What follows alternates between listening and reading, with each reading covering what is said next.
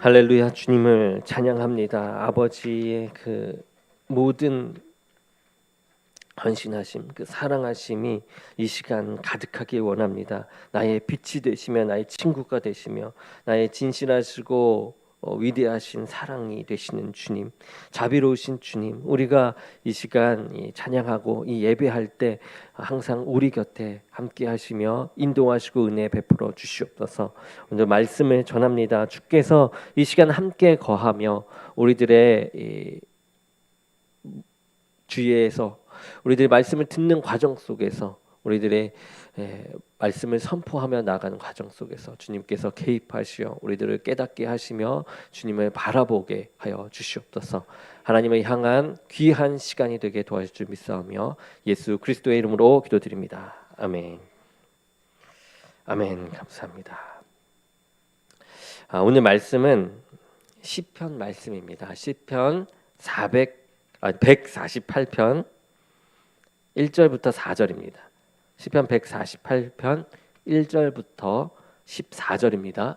우리 한 절씩 교독하도록 하겠습니다. 할렐루야, 하늘에서 여호와를 찬양하며 높은 데서 그를 찬양할지어다.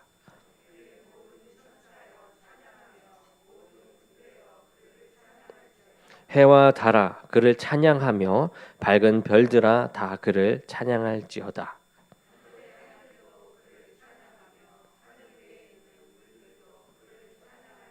그것들이 여호와의 이름을 찬양함은 그가 명령하심으로 지음을 받았음이로라.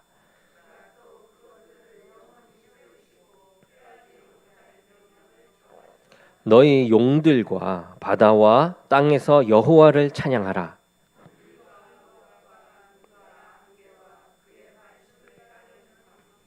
산들과 모든 작은 산과 과수와 모든 백향목이며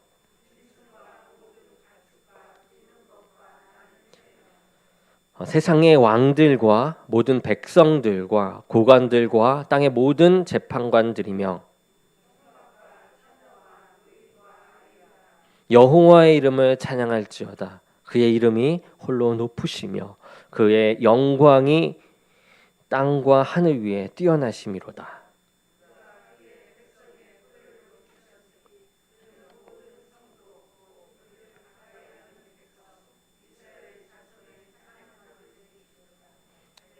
아멘. 오늘 말씀의 제목은 할렐루야의 삶입니다. 우리 교회 안에서 많이 쓰는 용어 가운데 하나가 바로 이 할렐루야라는 단어이죠. 찬송가의 가사에도 많이 나옵니다. 그리고 이 할렐루야로 인사를 하기도 하죠. 설교자가 이 할렐루야라고 외치기도 합니다. 이 할렐루야라고 하니까 한번 해볼까요? 할렐루야. 아멘. 아멘. 자, 이 핸델이 작곡한 이 메시아라는 오라토리오가 있습니다. 이 핸델은 메시아라는 이 오라토리오를 구성하기 위해서 53곡의 노래를 작곡했습니다. 그 중에 예수님의 순환과 이 죄를 다룬 파트에서 마지막 제 곡인 이 44번째 곡, 이 곡이 널리 알려진 할렐루야라는 곡입니다. 이 할렐루야라는 이 곡은 처음부터 끝까지 이 할렐루야 이 단어로만 무수히 반복되는 곡인데, 핸델이 이 노래의 작곡을 마친 후에 감격의 눈물을 흘리면서 이렇게 말했다고 합니다. 내 앞에 영광스러운 천국이 나타난 것과 위대하신 하나님을 보았노라. 이 할렐루야라는 뜻은 이렇죠. 히브리어로 이 할렐루는 찬양하라 라는 그런 명령입니다. 그리고 이 야는 하나님을 뜻해요. 그러니까 할렐루야는 하나님을 찬양하라 라는 그런 명령의 말씀인 것입니다. 그런데 오늘 말씀을 보게 되면 이 시편 기자는 이 시편을 읽은 사람들에게 할렐루야 찬양하라를 반복해서 사용하면서 할렐루야의 삶을 살아가고 또 이것을 명령하고 있음을 말해주고 있습니다. 그것도 사람뿐만 아니라 이 온 우주 만물에 존재하는 모든 것들을 열거하고 있어요. 그러면서 하나님을 향하여 할렐루야라고 명령하고 있는 것을 볼 수 있죠. 오늘 말씀을 통해서 왜 저와 이 여러분들이 하나님을 찬양하는 이 할렐루야의 삶을 살아가야 하는지 함께 보려고 합니다.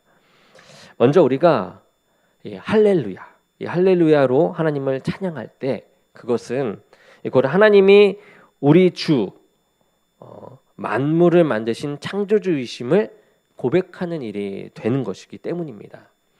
하나님은 하나님의 피조물들이 하나님 자신을, 당신을 찬양하기를 원하세요. 오늘 말씀에 하나님을 찬양하라라는 이 명령을 사람들에게만 하는 것이 아니죠. 하늘에 있는 영적인 존재, 그리고 하늘에 있는 태양과 달과 별들, 그리고 땅에 있는 모든 자연 만물들, 거기에 사람들도 포함되어 있죠. 이렇게 모든 만물들이 하나님을 찬양하라는 그런 명령과 사명은 이 사람을 비롯한 모든 우주 만물들의 존재하는 것, 모든 것을 가진 존재들에게 가진 그런 사명이 되는 거예요. 할렐루야라는 그 단어가.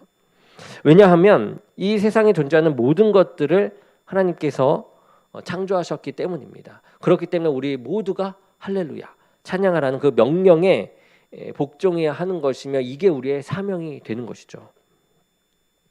그리고 그 모든 창조물들을 통하여서 이 찬양받기를 원하시고 기대하시는 분이 바로 우리 주 하나님 아버지이십니다. 우리가 언뜻 생각하기에 하늘과 달과 별, 또 산들과 같은 것들은 이 생명이 없는 무생물이기 때문에 하나님을 찬양할 수 없다라고 생각할 수 있을지 모르겠어요. 그런데 오늘 말씀에서는 그렇게 나오지 않습니다. 오늘 말씀에서는 그것들도 하나님을 찬양하는 삶을 살아가는 존재다라고 말씀을 하고 있는 것이죠. 그렇다면 진정으로 죽은 존재는 무엇인가? 이러한 존재까지도 다 살아있다라고 한다면 죽은 존재는 무엇인가? 우리가 역으로 생각해 봤을 때 하나님을 찬양하라라고 지으셨는데 그것을 쫓지 않고 하나님을 찬양하지 않고 살아가는 그런 인생들이 곧 죽은 인생인 것이죠. 이 피조물이 그 창조주를 기억하면서 찬양하는 것은 당연한 일이 아닐 수 없죠.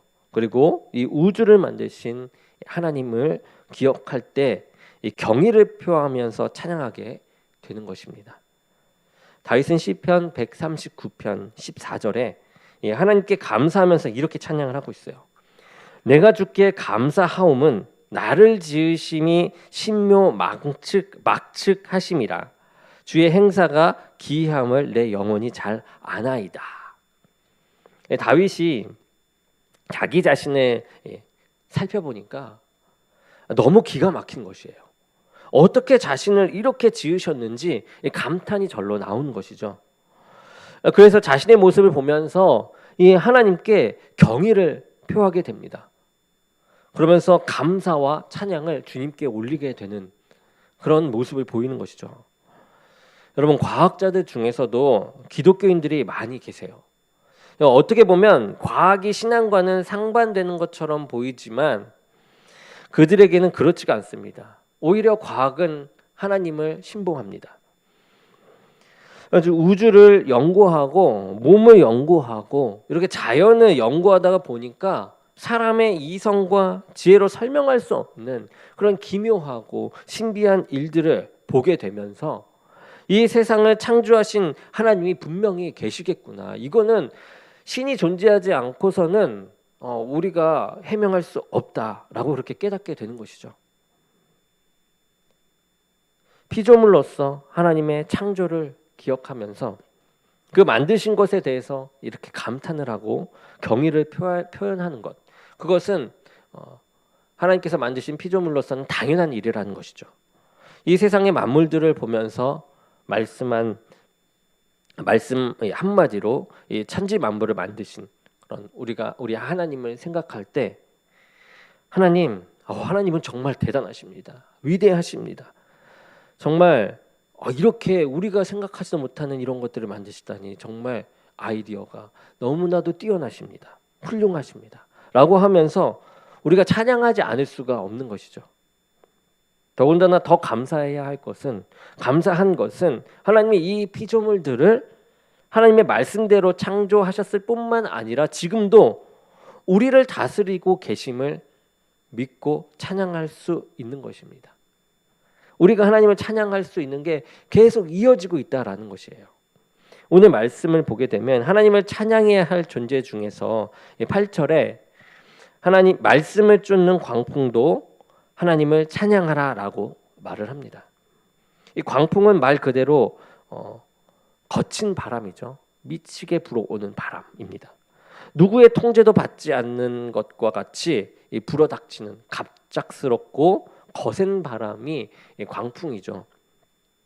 이 광풍을 맞을 때는 마치 누구의 통제자도 없는 듯, 누구에게 통제를 받지 않는 듯 그렇게 불어 보입니다. 부는 것처럼 보이죠. 그런데 그 광풍에 대해서 하나님께서 말씀하시기를 그의 말씀을 따르는 광풍이라고 말씀하세요. 그 광풍도 우리가 볼 때 미쳐 날뛰는 것 같은 그런 광풍도 하나님의 명령에 의해서 창조되고 그 말씀에 의해서 다스려진다라는 것입니다. 사람이 보기에 이 광풍, 미친 바람 같지만 하나님 보시기에는 말 잘 듣는 그런 온순한 바람인 것이죠. 하나님의 창조물이 하나님의 손 안에 그 주권 가운데 운영이 되고 있다라는 것을 우리가 믿을 때에 또한 하나님을 우리가 찬양할 수 있는 것입니다.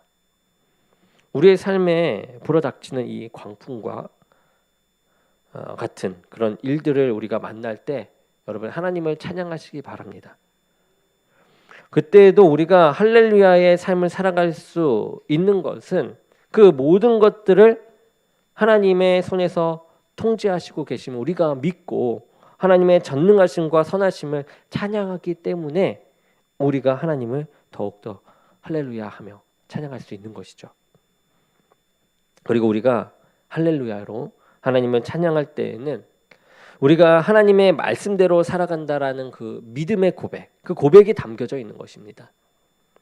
이 6절에 보면 그가 또 그것들을 영원히 세우시고 패하지 못할 명령을 정하셨도다라고 나옵니다. 이 하나님께서는 모든 피조물들을 지으실 때에 패하지 못할 명령, 이 사명을 주셨어요. 해와 달과 별들이 저렇게 움직이고 있는 것은 우연히 의미적으로 운영하는 것이 아니라 하나님의 법칙에 의해서 움직이고 있는 것이죠. 그리고 이 자연 만물들은 하나님께서 이 세우신 영원한 명령을 지킴으로써 하나님을 찬양하는 삶을 살아가고 있는 것입니다. 그렇다면 사람들은 어떻습니까? 이 전도서 12장에 보면 이렇게 나옵니다. 젊었을 때의 내 창조주를 기억하라 라고 말씀을 하세요. 이 창조주를 기억하라는 것은 무엇입니까? 바로 누가 너를 만들었는지 기억하라 라는 것이고 이 말씀은 곧 너를 만드신 그 목적을 기억하라 라고 하는 것이에요. 사람들의 삶의 목적은 이 자신에게 있는 것이 아니라 사람을 지으신 누구께 있습니까? 하나님께 있는 것이죠. 하나님께서 지으신 그 목적대로 우리가 살아갈 때 그것이 창조주 하나님을 찬양하는 할렐루야의 삶이 되는 것입니다. 한 가지 재밌는 이야기를 해드릴게요. 한 건망증이 심한 남자가 있습니다. 그가 택시를 타요. 그리고 나서 기사에게 자신의 목적지를 말해요. 기사님, 제가 서울역까지 갑니다. 서울역까지 부탁드려요. 그리고 택시가 출발을 했어요. 그런데 한참을 가다가 보니까 이 건망증이 심한 남자가 자신이 어디로 가는지 건망증 때문에 생각이 나지 않는 것이에요. 그래서 좀 부끄럽지만 택시 기사에게 다시 물어봐야겠다라는 생각으로 용기를 내어서 물어봅니다. 기사님, 죄송하지만 제가 어디로 데려가 달라고 했는지 좀 알려주시겠습니까? 이 목적지를 제가 까먹어서요. 그랬더니 운전기사가 깜짝 놀라면서 뒤를 돌아보면서 이렇게 얘기합니다. 아니, 아저씨 언제 택시에 타셨어요? 이분도 까먹었던 것이죠. 세상에서 많은 사람들이 이렇게 자신을 창조하신 창조주의 목적을 잃어버려요. 그리고 그 방법도 잊어버리고 살아갑니다. 그런데 하나님께서 우리를 창조하실 때에는 분명한 목적이 있다라는 거예요. 그리고 그 목적을 이룰 삶의 방법을 이 성경 가운데 하나님의 말씀으로 주셨다라는 것입니다. 그렇기에 이 하나님께서 자신과 우주 만물을 창조하셨음을 믿고 이 할렐루야의 삶을 우리가 살아갈 때에는 동시에 하나님께서 자신을 만드신 목적이 있음을 믿고 그 목적에 따라서 살 것을 하나님께 고백하며 찬양하는 것과 동등한 것이다라는 거죠. 그러기에 찬양의 삶은 단순히 목소리로 찬양하고 이 예배 때에 이렇게 찬양하는 그런 것만으로 찬양하는 것만을 의미하는 것은 아닙니다. 그것도 찬양입니다. 그렇게 찬양해야 합니다. 그렇지만 그것만은 아니라는 거죠. 만드신 그 목적과 방법대로 살아갈 때 그것이 우리가 하나님을 찬양하는 삶이 되는 것이에요. 삶 속 안에서 우리가 찬양한다라는 것이죠. 우주에 존재하는 무생물들은 비록 입술로 하나님을 찬양하지는 않아요. 그렇지만 하나님께서 자신들을 만드실 때에 세우신 그 법칙에 따라 움직입니다. 그 움직임으로 인해서 하나님을 높이고 찬양하고 있는 것이에요. 영광을 돌리고 있는 것입니다. 할렐루야를 외치면서 찬양의 삶을 살고 있는 것입니다. 이 아모스 5장 23절에서 24절에 내 노랫소리를 내 앞에서 그칠지어다. 내 비파 소리도 내가 듣지 아니하리라. 오직 공법을 물같이 정의를 하수같이 흘릴지로다 라고 하셨어요. 하나님께서 당신을 찬양하라고 해 놓으시고는 노래와 악기로 찬양하는 이 이스라엘 백성들의 그 찬양을 받지 않겠다라고 하셨다라는 것이죠. 왜냐하면 그들은 입술로는 하나님을 찬양하고 경배를 합니다. 그렇지만 그들의 삶에는 불의와 하나님에 대한 불순종으로 가득했다라는 것이에요. 그렇기 때문에 하나님은 그 찬양을 내가 받지 않겠다라고 하신 것입니다. 하나님의 공법, 이 정의, 하나님께서 만들어주신 하나님의 이 법을 떠나서 법을 떠나면서 살아가면서 입술로만 하나님을 찬양한다고 하니까 하나님께서는 그것을 듣지 않겠다라고 하신 것이죠. 그러기에 우리가 진정으로 할렐루야의 삶을 살아가는 것은요, 하나님의 말씀의 법을 깨달아 하나님의 말씀대로 순종하며 지키며 살아가는 삶, 그것이 하나님께서 원하시는 진정한 할렐루야의 삶이 되는 것입니다. 이것이 하나님을 향한 우리의 찬양의 삶이 되는 것이죠. 그리고 할렐루야의 삶을 제대로 살기 위해서는 우리는 우리의 찬양을 이 엉뚱한 곳에 돌려서는 안 됩니다. 진정으로 하나님을 찬양하기에 합당하신 유일한 분, 그분은 이 우주 만물을 창조하신 여호와 하나님밖에 없습니다. 그래서 이 시인은 여호와 하나님을 찬양하는 존재가 사람뿐만이 아니라 해와 달, 산들, 그리고 바다, 식물들도 하나님을 찬양하라라고 말하고 있어요. 그런데 사람들은 어리석어서 이 창조주 하나님을 찬양하는 것이 아니라 때로는 이 여기에 말하고 있는 하나님을 찬양하라라고 했던 그 피조물들, 이 산과 들, 해, 달, 바다 식물들을 찬양한다라는 거예요. 하나님께서 만들어 놓은 이 작품들을 보고 그것에 취해서 그것들을 숭배하고 찬양한다라는 것입니다. 그 당시에 많은 사람들이 이렇게 찬양하지 말아야 할 그런 존재들에게 찬양하며 숭배를 했었어요. 시편이 쓰여졌던 그 당시에 살던 사람들은요, 하나님을 찬양하고 숭배했던 것이 아니라 하나님께서 만들어 놓으신 그 피조물을 바라보면서 찬양하고 경배했습니다. 애굽 사람들은 태양을 자신들의 신이라고 했습니다. 때로는 동물의 형상을 만들어 놓고 그 앞에 힘을 달라고 복을 달라고 엎드려서 찬양하고 절하는 사람들이 많았습니다. 그리고 절대적인 권력을 행하는 사람을 신으로 여겼어요. 그리고 숭배를 하면서 살았죠. 이스라엘 백성들의 최대의 범죄 중에 하나가 뭐였죠? 금송아지를 만들어 놓고 그것이 자신들을 보호하고 인도해 줄 바로 여호와 하나님이라고 믿고서 그 앞에서 기뻐하며 제사를 드리고 축제를 벌이죠.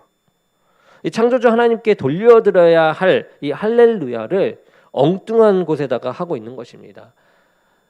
하나님을 형상화시키면서 자기들이 생각한 하나님의 형상을 만든 것이죠. 그럼 오늘날에 하나님의 이 찬양을 가로채는 존재들이 우리 주위에 많이 있습니다. 사람이 찬양의 대상이 되기도 하죠. 또 물질이 찬양의 대상이 되기도 합니다. 하나님을 찬양을 하는 이 할렐루야를 다른 것들을 향해 돌리고 있는 것이죠. 우리는 그러지 말아야 합니다. 그리고 내 스스로가 찬양받고자 원하는 마음도 내려놓아야만 합니다. 사도행전 14장에 보게 되면 바울이 이 루스드라라는 곳에 가서 복음을 전하고 있는데 나면서부터 안진뱅이인 사람이 다른 사람들과 함께 이 복음을 듣고 있었어요. 바울이 그 안진뱅이를 보니까 이 구원받을 만한 믿음이 있는 것으로 보였습니다. 그래서 그를 향해서 내 발로 바로 일어서라 라고 이야기합니다. 그랬더니 평생 한 번도 걸어본 적이 없던 그가 일어나서 뛰어 걸었습니다. 이 안진뱅이가 걷는 그 기적을 본 사람들이 소리를 지릅니다. 신들이 사람의 형상으로 우리 가운데 내려오셨다라고 하면서요. 이 바울과 바나바를 이제 신으로 모십니다. 그리고 제사를 드리려고 하는 것이에요. 그래서 이 자신들의 신당의 제사장이 소와 화관들을 가지고 대문 앞에 와서 무리와 함께 바울과 바나바에게 제사를 드리려고 했어요. 이때의 바나바와 바울은 옷을 찢으면서 사람들에게 이렇게 얘기합니다. 사도행전 14장 15절에서 이렇게 얘기하죠. 가로되 여러분이여 어찌하여 이러한 일을 하느냐. 우리도 너희와 같은 상정을 가진 사람이야. 너희에게 복음을 전하는 것이 이 헛된 일을 버리고 천지와 바다와 그 가운데 만유를 지으시고 살아계신 하나님께 돌아오라 함이라 라고 소리를 외치는 것이에요. 사도 바울은 자신을 경배하는 사람들을 향하여서 더 이상 이런 잘못된 경배와 찬양을 하지 말아라. 그렇게 하면서 살아가지 말고 이제는 천지 만물을 지으신 그 살아계신 하나님을 제대로 섬기면서 전하면서 살아라 라고 이렇게 전했던 것이죠.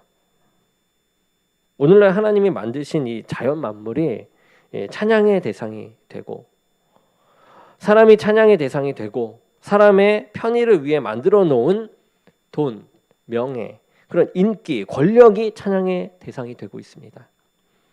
그리고 자기 스스로를 찬양의 대상으로 삼는 이들도 있죠. 그런데 우리가 분명한 것은 저와 여러분, 이 땅에 존재하는 모든 것들은 하나님 주 예수님만을, 하나님만을 찬양하기 위해 지음받은 줄로 믿습니다. 이것이 모든 피조물들의 사명인 것입니다. 말씀을 정리하겠습니다. 오늘 말씀은 온 땅의 사람들만이 아닌 이 세상에 존재하는 모든 것들이 공통적으로 관심을 두어야 할 존재, 관심을 두어야 할 것이 자신을 만드신 하나님을 찬양하는 것이라고 명령하고 있습니다. 먼저 입술의 노래로 찬양하고 그의 선하심을 전파하면서 하나님을 찬양하는 이 할렐루야의 삶을 살아가는 것입니다. 150편 6절은 모든 시편의 마지막 절입니다. 그런데 그 구절이 호흡이 있는 자마다 여호와를 찬양할지어다 할렐루야라고 이야기합니다. 모든 호흡을 가지고 하나님 여호와를 찬양하는 것이에요. 그리고 우리를 지으실 때에 하나님께서 우리에게 부여하신 그 목적, 그 삶의 말씀의 법들이 있습니다. 하나님의 정하신 법에 따라서 우리가 살아갈 때 또한 하나님을 찬양하는 삶인 줄로 믿습니다. 그리고 무엇보다 최고의 찬양, 그 최고의 할렐루야는 고난 가운데 드려지는 그 찬양인 것이죠. 일이 잘 되고 기쁘고 즐거울 때는 우리가 콧노래가 절로 나옵니다. 그때에도 하나님께 찬양해야 합니다. 찬양하는 것이 마땅하죠. 하나님을 잃어버린 경우도 있기 때문에 찬양하는 것이 어려울 수도 있습니다. 그러나 고난받을 때보다 더 어렵지는 않습니다. 하나님이 주신 것에 기뻐하는 게 쉽다라는 것이죠. 그런데 슬픈 일을 당하고 감당하기 힘든 어려운 순간들을 경험하면서 이 창조주 하나님 되심을, 하나님의 이 창조주 되심을, 선하신 게 인도하심을 믿고 할렐루야로 하나님을 찬양할 수 있다면 그것은 하나님께 드려지는 최고의 찬양일 것입니다. 우리들 가운데 이러한 순간을 경험한 분들이 계신다고 한다면 이제 최고의 찬양을 하나님께 돌려드릴 그런 때가 왔음을 기억하면서 할렐루야 할 수 있기를 원합니다. 우리에게 있어서 최고의 유일한 찬양의 대상은 여호와 하나님이십니다. 온 우주 만물이 그러하듯이 하나님께 어떻게 최고의 할렐루야의 삶을 드릴지 우리가 관심을 두고 연구하고 우리가 실천하며 행동하며 나아가면서 하나님을 찬양하는 삶이 저와 여러분에게 진정한 삶의 목적과 기쁨을 주는 사명이 되기를 주님의 이름으로 간절히 축원합니다. 우리 기도하겠습니다. 사랑의 주님 감사합니다. 언제나 주께 할렐루야를 외치며 살아가는 주의 자녀, 주의 백성이 되게 하여 주옵소서. 예수님의 이름으로 기도드립니다. 아멘.